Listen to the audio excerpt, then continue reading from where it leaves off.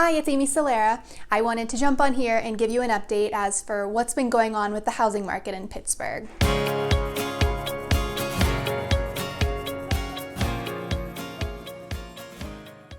So if you paid attention to the news or read a headline over the past few years, I'm sure you saw that even though we were in a pandemic, the housing market was still on fire all of 2020, and it still is now in 2021. Buyer demand has been at an all-time high, and the number of houses listed for sale is at an all-time low.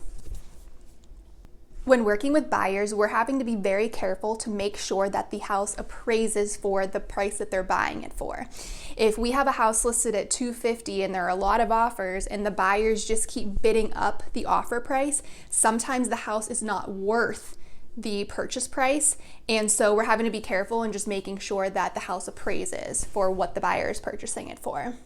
As far as interest rates, we have seen interest rates go up for the first time in many months, and this should not surprise people because there have been predictions saying that interest rates will go up. Back in December, I was having buyers get interest rates at around 2.6%, but as of last Thursday, they went up, and they're still up today, just hovering a little over 3%. It's not predicted or expected that rates are going to continue to jump that quickly over the next year. Predictions are that come summer, interest rates are going to be in the mid 3%.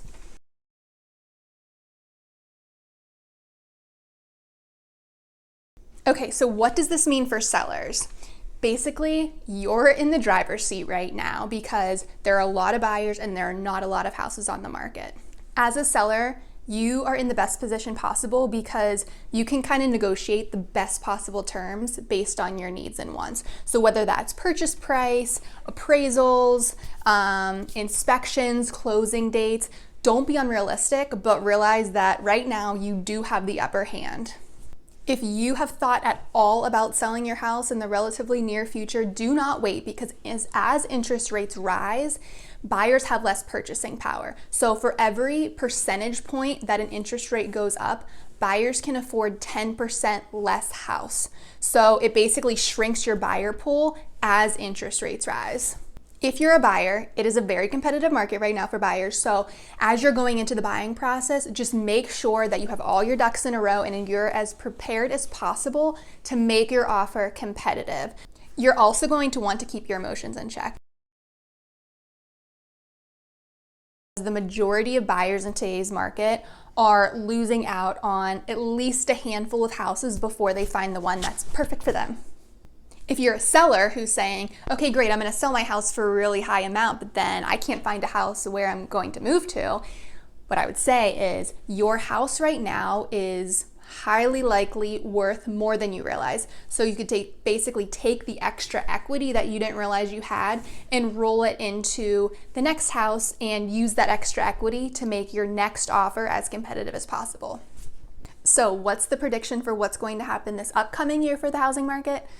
Obviously, no one knows, but as interest rates rise, the buyer demand will soften because, as I mentioned, they can't afford as much of a house.